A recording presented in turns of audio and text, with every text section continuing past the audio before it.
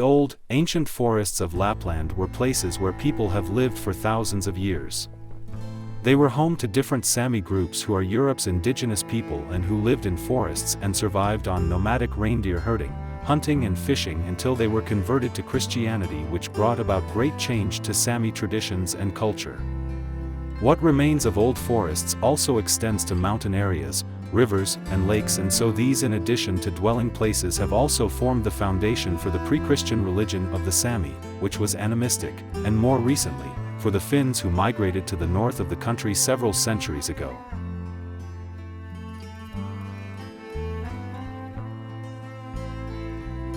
The Sami Noaidi, or shaman, built his magic drum from pine, spruce, and birch wood, which would be used as a tool to enter into various trance states in order to connect with the god of hunting as well as other deities who take up a central role in daily life in Sami culture. Some of these supernatural powers resided in sacred groves of trees, in mountains, and beneath lakes, to whom the shaman would turn to for help through offering practices which were made to revered landscapes as a way of striking up communication with the beings in nature. Today, when we look at both Sami and Finnish folklore and traditions, we can see how forests and the natural world have created a basis for oral narratives and poetry, and in particular stories about human-animal relationships as well as epic tales of heroic journeys to other worlds in order to find answers to problems that were not solvable in the ordinary physical reality. Therefore, we find a rich and varied repertoire of accounts of people both past and present forging their identities through interactions with old forests and natural landscapes. We can also see how, from a study of local folk traditions, trees and forests tie people to the lands on which their ancestors have lived. They themselves live, and maintaining forests and trees is likewise important because they provide a sense of hope for the future generations in terms of well-being and sustainability of traditional lifestyles, and transmission of knowledge through traditions, beliefs, and practices.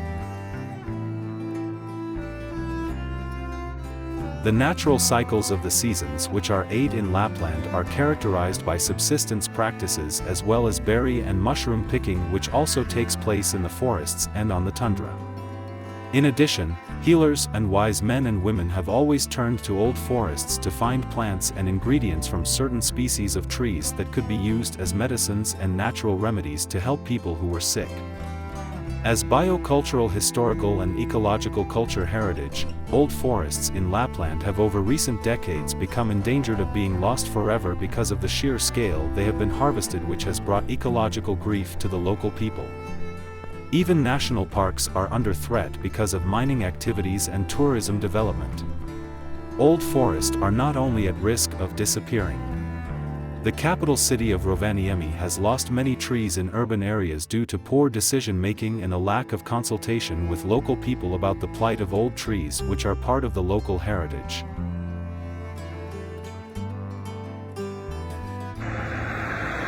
Rovaniemi, just above the railway yard,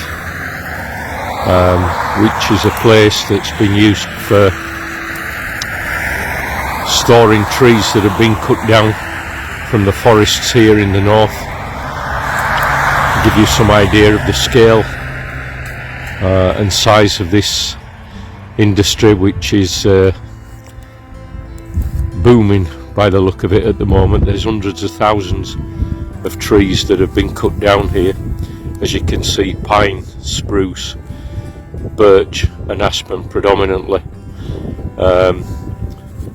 The numbers are, the stock is maintained by trains, long trains bringing in logs on a daily basis, as well as wagons that come in 24/7 to keep the supplies going.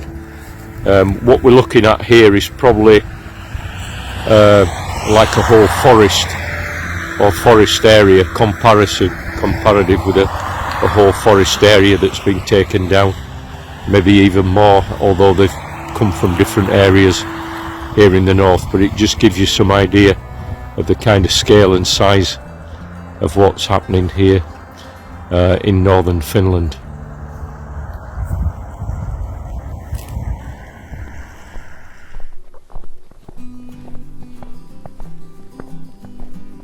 Hello and greetings from Rovaniemi. My name is Francis Choi. I work as a researcher at the Arctic Centre here, and I wanted to introduce you to our new project, which is called the Sentient Forest project. Our aims, along with my colleague John Ryan, are between 2024 and 2026 to undertake research of different kinds into forest sentience or intelligence. And the reason we're embarking on this project is because of the plight of all forests and trees here in the north particularly, that have been under sustainable and continued attack for many decades. And so our project aims to explore the realms of forest intelligence and sentience as a way of demonstrating that trees and forests are worth much more than their economic value. And what we'll be doing is opening up discussions around cultural heritage, biocultural heritage, historical cultural heritage, ecological cultural heritage, and also within that we hope to create a framework whereby we can begin discussions about ethical guidelines for working with trees where there's no consultation between the local authorities and the local people whose these trees are very much part of their cultural heritage. So we look forward to engaging with you, and welcome to our Sentient Forest project. Discover the wonder of the Sentient Forest. Immerse yourself in the natural and cultural heritage of Finnish Lapland. Connect with the spirits of the forest and learn techniques that foster creativity, imagination, and spirituality.